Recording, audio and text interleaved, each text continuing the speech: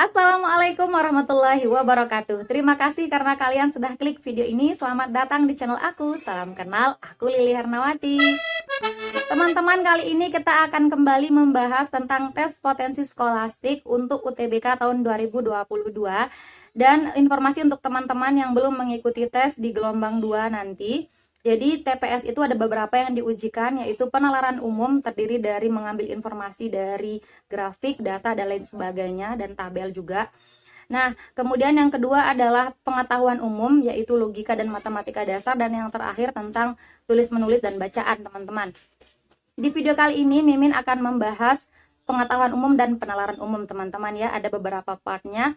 Silahkan teman-teman tonton sampai akhir tanpa skip. Semoga bermanfaat. Sebelum kita mulai, buat kalian yang baru mampir di channel ini, silahkan dukung Mimin dulu dengan klik tombol subscribe kalian. Dan jangan lupa nyalakan juga tombol notifikasinya biar kalian tidak ketinggalan info-info terbaru dari aku. Terima kasih.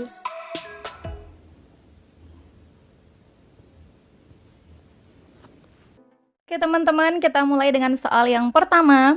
Soal ini termasuk dari strategic thinking. Apa itu strategic thinking? Yaitu kemampuan memprediksikan suatu keadaan berdasarkan data yang ada, kemudian mampu membuat keputusan dari kemungkinan alternatif solusi yang ada. Gitu teman-teman ya.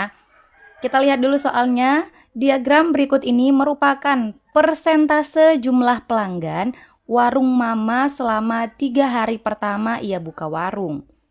Berdasarkan diagram tersebut, makanan apakah yang harus diproduksi paling banyak pada hari keempat? Kita lihat dulu teman-teman ya. Di sini persentase jumlah pelanggan warung mama ya, nama warungnya warung mama. Di sini hari Senin, Selasa, Rabu, 3 hari pertama dia ada penjualannya bakso, soto dagangannya, ada sate, mie ayam, dan sosis.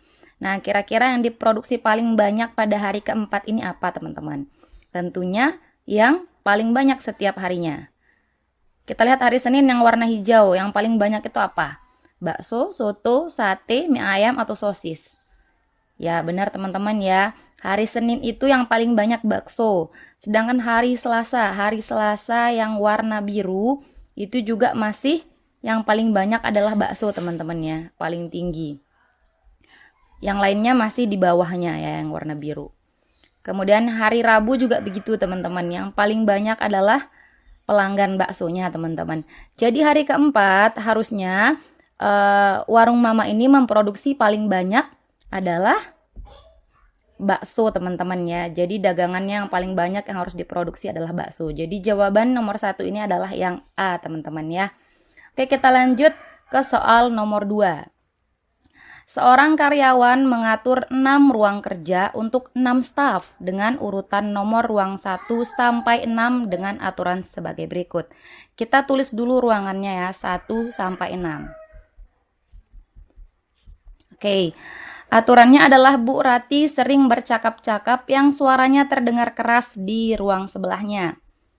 Oke, suaranya terdengar keras. Kita keep dulu ini ya.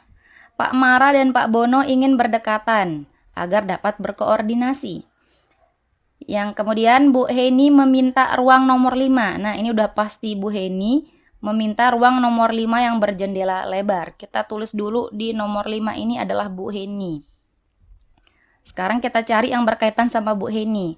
Pak Dedi tidak suka pekerjaannya terganggu oleh suara-suara. Berarti nanti Pak Dedi harus berjauhan dengan Bu Rati, teman-teman ya. Pak Tasman, Pak Mara, dan Pak Dedi adalah perokok. Bu Heni alergi asap rokok. Nah, ini dia. Bu Heni alergi asap rokok. Sehingga perokok harus jauh dari Bu Heni. Ada berapa perokok? Ada 3. Pak Tasman, Pak Mara, dan Pak Dedi. Berarti kemungkinan Pak Tasman, Pak Mara, Pak Dedi harus berada di sini. Harus berjauhan. Nggak boleh di ruang nomor 4 dan 6. Ya, teman-teman ya. Nah, kemudian kita lihat di sini. Pak Tasman, Pak Mara, Pak Dedi perokok ya. Sekarang siapa yang berdekatan dengan Pak Dedi, Pak Mara, atau Pak Tasman? Kita lihat di sini ada Pak Mara. Pak Mara tadi meminta berdekatan dengan Pak Bono. Pak Bono bukan perokok ya teman-teman ya. Pak Mara, Pak Bono ingin berdekatan agar dapat berkoordinasi. Pak Bono bukan perokok, jadi dia boleh berdekatan dengan Bu Heni. Berarti Pak Bono kemungkinannya di nomor 4. Kalau nomor 6, dia nggak bisa berdekatan dengan Pak Mara.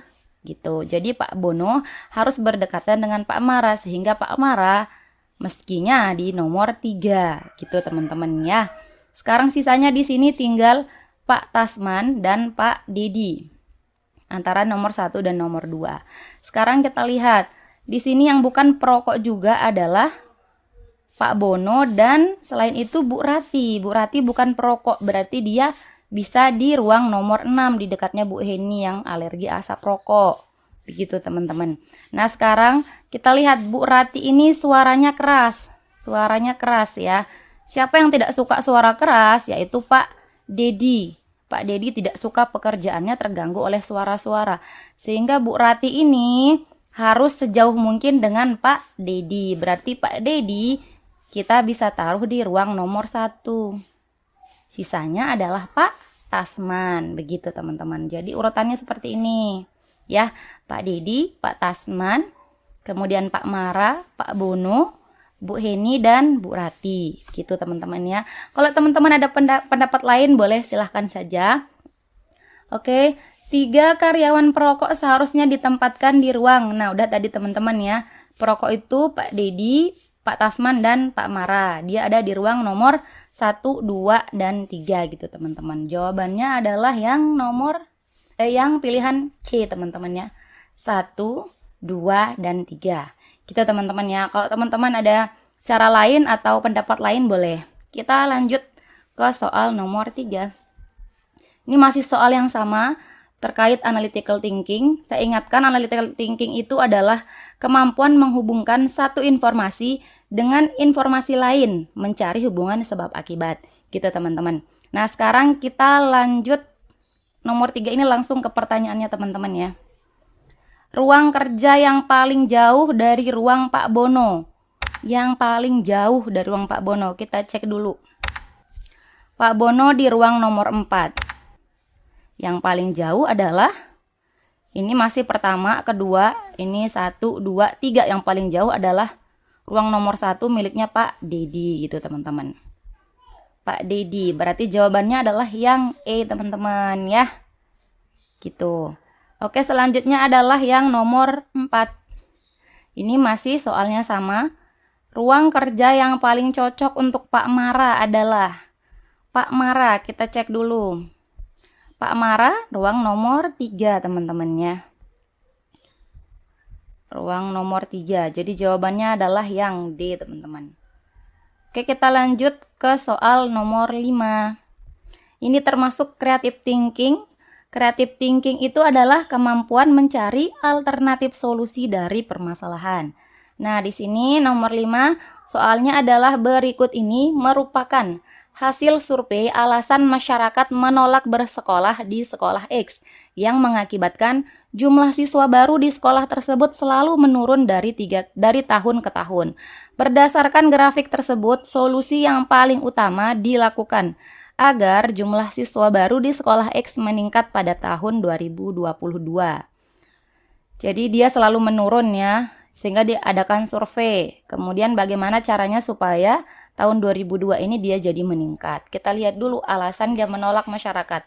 Di grafiknya alasan masyarakat menolak adalah yang pertama itu biaya mahal. Biaya mahal itu sekitar 45% ya. Biaya mahal sekitar 45% yang menolak. Ya, teman-teman. Kemudian fasilitas yang kurang memuaskan. Kita lihat titiknya di sini. Kita tarik. Fasilitas yang kurang memuaskan itu sekitar di atas maaf ya, kurang lurus. Di atas 5% ya, sekitar 5-10%. Kemudian selanjutnya juga begitu caranya teman-teman. Guru yang kurang cakap itu sekitar di atas 10%. Kemudian peraturan yang ketat itu 35%. Begitu teman-teman caranya ya. Sekarang kita lihat choice-nya. Yang A, melakukan perekrutan guru baru dengan kualifikasi yang baik. Kita lihat alasan yang guru ini guru kurang cakap. Berarti bisa solusinya melakukan perekrutan guru dengan kualifikasi yang baik. Kita keep dulu. Berapa persen nih? Sekitar 10-15% yang mempermasalahkannya. Sekitar 10 sampai 15%. Ya teman-temannya, ini yang A.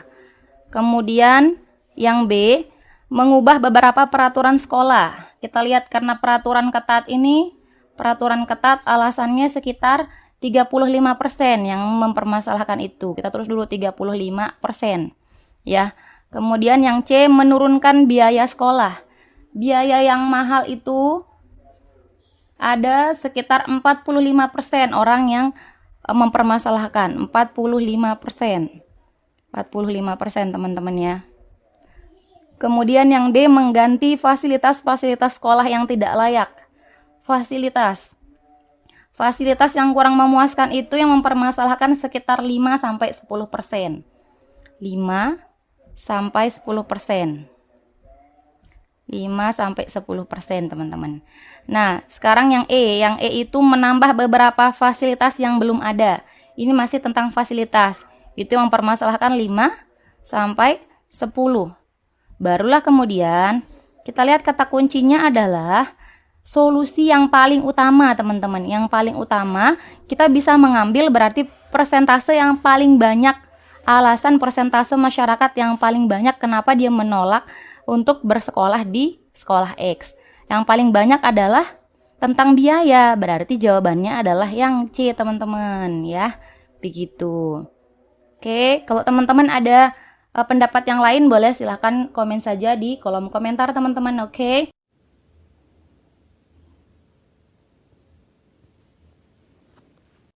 Nah, kalau ada soal-soal perhitungan sederhana seperti ini teman-teman, nah teman-teman lihat dulu operasinya apa. Kali bagi, kalau ada itu diselesaikan lebih dulu secara berurutan. Kalau tidak ada baru teman-teman lihat langsung ke penjumlahan dan pengurangan diselesaikan secara berurut seperti ini teman-teman. Ini kan hanya ada pengurangan dan penjumlahan, jadi langsung saja dikerjakan secara berurut. Kemudian lihat kalau ada dua tanda, kalau tandanya sama bertemu ke ini negatif-negatif maka harus dijumlahkan. Atau misalkan sama-sama positif maka dijumlahkan. Tapi kalau dia berbeda tanda, misalkan di sini negatif, di sini positif, atau di sini positif, di sini negatif, kata teman-teman harus kurangi gitu teman-teman ya. Yang ini 79 min 72 artinya adalah dijumlahkan. 9 tambah 2 itu kan 11, taruh 1 simpen 1. Jadi 7 tambah 7 14 tambah 1 15. Jadi ini hasilnya 151 untuk 79 tambah 72. Kemudian dikurangi dengan 57, kurang 57. Sini aja teman-teman ya.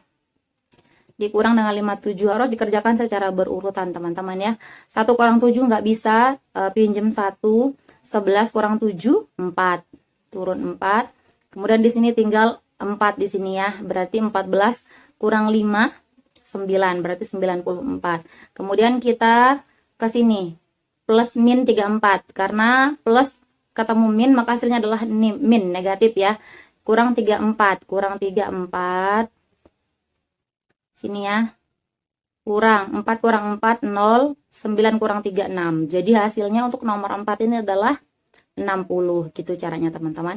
Kita lanjut ke soal nomor 5 biar cepat. Oke, di sini ada kali bagi teman-teman ya, maka teman-teman harus utamakan selama tidak ada tanda kurung teman-teman ya. Teman-teman harus utamakan kali bagi. Kecuali kalau ada tanda kurung, maka yang paling pertama dan utama teman-teman kerjakan adalah dalam tanda kurung.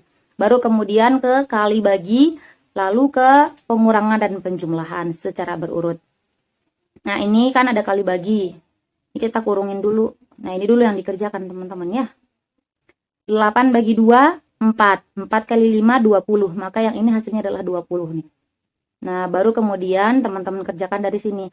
10 kurang 2, 8. 8 tambah 20, 28. Ditambah 2, 30. Hasilnya adalah yang A. Jawabannya adalah yang A, 30. Oke, kalau teman-teman masih bingung silahkan ulang pelan-pelan. Kita lanjut ke soal nomor 6. Oke, buat teman-teman yang mau ikut menjawab silahkan video ini di pause dulu. Kalau sudah kita kerjakan bersama-sama. Nah, di sini ada pecahan, campuran, ada juga yang desimal. Kalau teman-teman mau kerjain yang lebih mudah menurut teman-teman aja ya. Kalau di sini kan ada desimal juga, maka mimin lebih pilih yang desimal, ke desimal aja deh. Karena ini nggak terlalu sulit.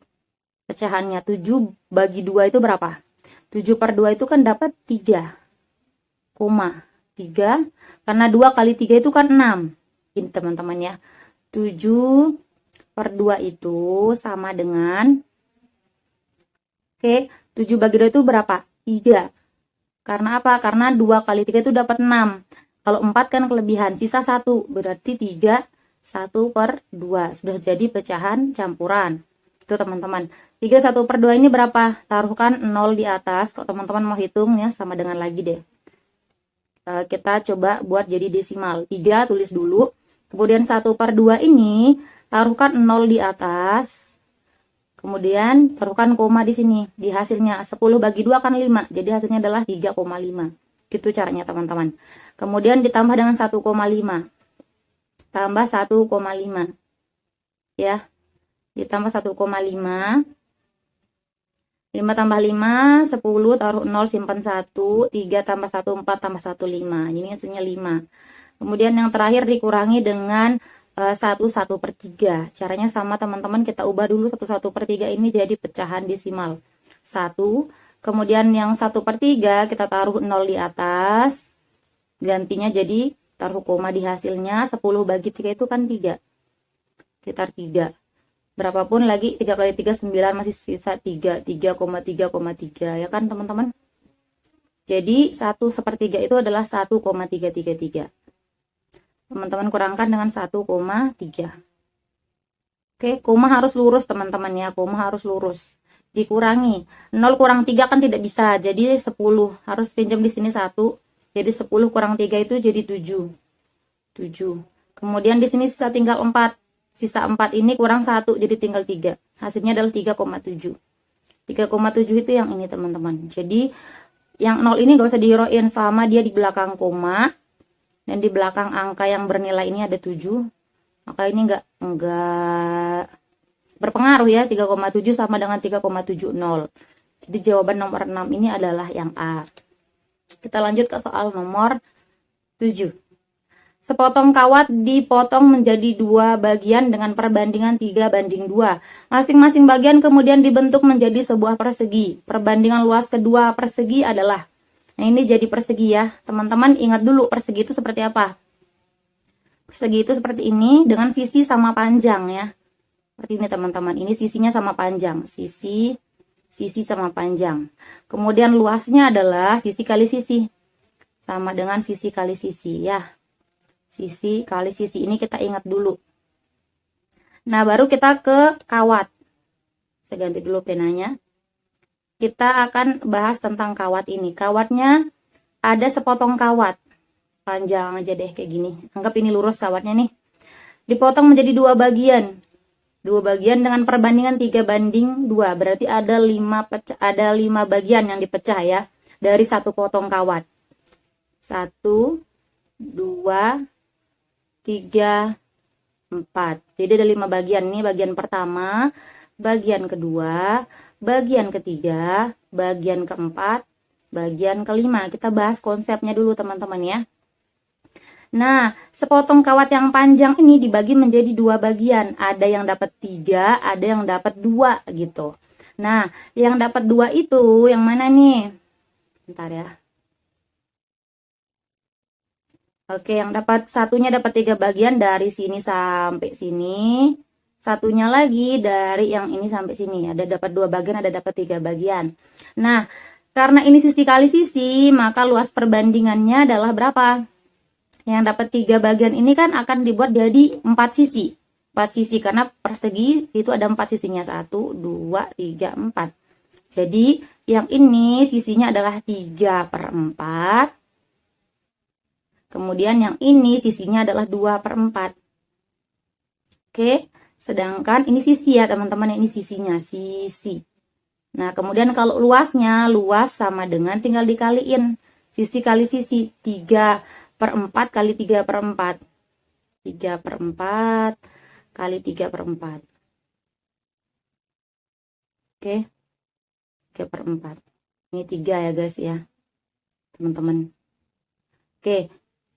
Berbanding dengan berbanding dengan 2/4 kali 2/4. Oke teman-teman, pasti udah ada gambarannya nih. 2/4. Jadi perbandingan luasnya adalah tinggal teman-teman kali ini yang di atas aja. Kenapa? Karena yang di bawah sudah sama. 3 kali 3 9, 2 kali 2 4. Berarti perbandingannya adalah 9/4. Jawabannya yang B. Ya, ini kok teman-teman udah paham, cepat banget ini mah. Nggak sampai 1 menit. 3 kali 3 9, 2 kali 2 4. Nih, langsung aja di sini. Kan sisi kali sisi, ini udah jadi sisinya nih. Nih, 3 kali 3 9, 2 kali 2 4. Ingat saja, luas itu adalah sisi kali sisi. Jadi perbandingannya 9/4 gitu teman-teman. Kita lanjut ke soal nomor 8. Di sepetak sawah, cangkul selalu dipakai dengan sabit. Memakai sabit selalu disertai sarung tangan. A. Jika cangkul tidak dipakai, maka sarung tangan dikenakan. B. Jika sabit dipakai, maka cangkul tidak dipakai. C. Jika sarung tangan dikenakan, maka cangkul tidak dipakai. D. Jika sarung tangan tidak dikenakan, maka cangkul dipakai. Atau E. Jika sarung tangan tidak dikenakan, maka cangkul tidak dipakai. Teman-teman, di sini kita lihat pernyataan pertama. Cangkul selalu dipakai bersama sabit. Kemudian memakai sabit selalu dengan sarung tangan. Berarti yang 3 ini nanti di kesimpulan harus sama-sama positif kalimatnya atau harus sama-sama negatif. Jadi nggak boleh salah satunya positif, salah satunya negatif teman-teman. Ya, seperti yang ini, kalau yang adeh langsung cangkul tidak dipakai, ini kan negatif, tidak dipakai.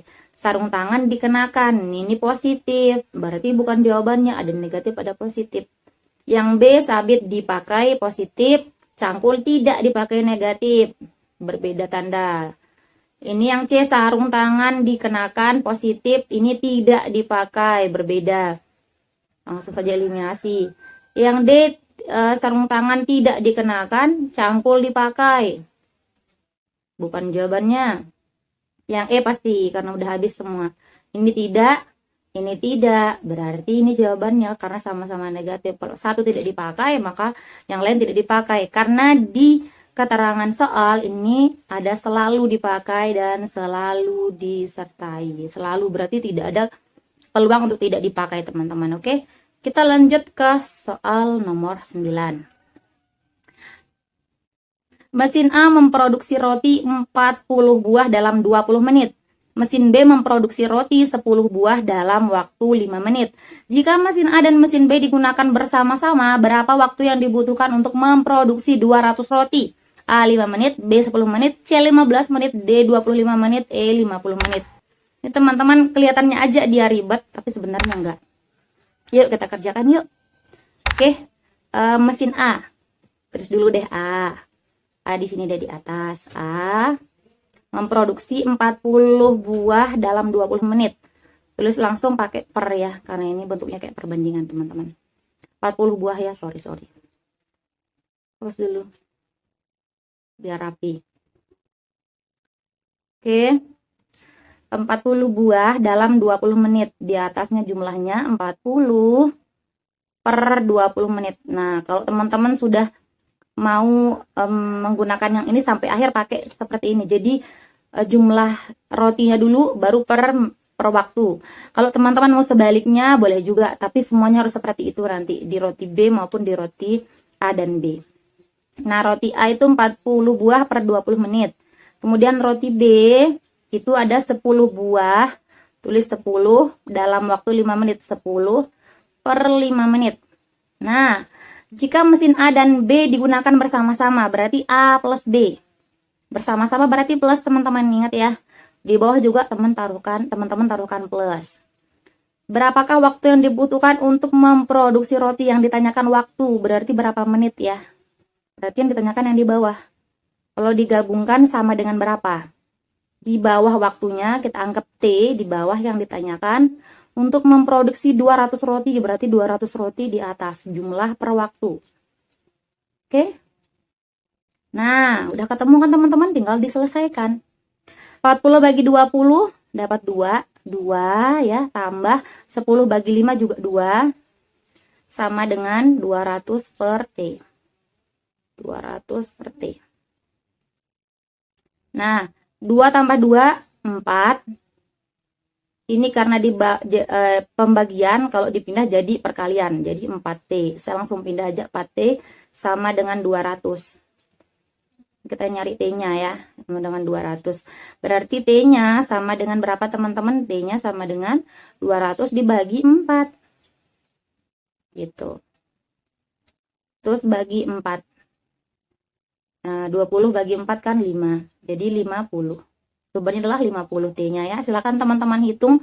Teman-teman hitung, jawabannya adalah 50 teman-teman. Jadi untuk nomor 9 ini jawabannya adalah yang E teman-teman ya. Silahkan kalau ada mimin salah hitung silahkan dikoreksi teman-teman. Kita lanjut ke soal nomor 10.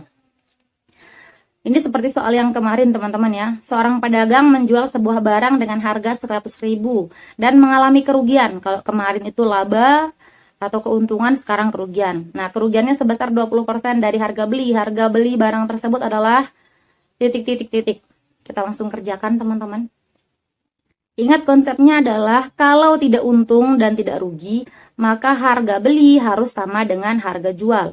Harga beli harus sama dengan harga jual teman-teman. Kalau harga belinya 100%, kita nggak usah taruh persennya karena nanti tetap dicoret. Jadi kalau yang harga beli 100%, maka harga jual juga harus 100%. Nah, kemudian kalau di sini kerugian, berarti harga belinya itu berkurang, bukan 100% lagi. Kerugiannya 20%, berarti 100 kurang 20, 100 kurang 20, 80. Berarti di sini 80. Tidak lagi 100 ya. Ini hanya rumusnya teman-teman. Saya hapus dulu. Ini rumusnya yang asli ya. Kalau dia tidak untung tidak rugi. Nah, karena sekarang dia rugi 20%, maka dia bukan 100 lagi di sana, tapi 80. Di sini 80 dari harga beli. Nah, baru di sini harga beli, karena ditanyakan harga beli, tulis lagi harga belinya sama dengan 100. Ini tulis dulu 100. Karena ini kali, kalau pindah jadi bagi per 80. Per 80 teman-teman ya, oke. Kali harga jual. Harga jualnya berapa? 100.000. Harga jual 100.000. Oke, tinggal dikerjakan saja. Ini coret 1, nolnya coret 1.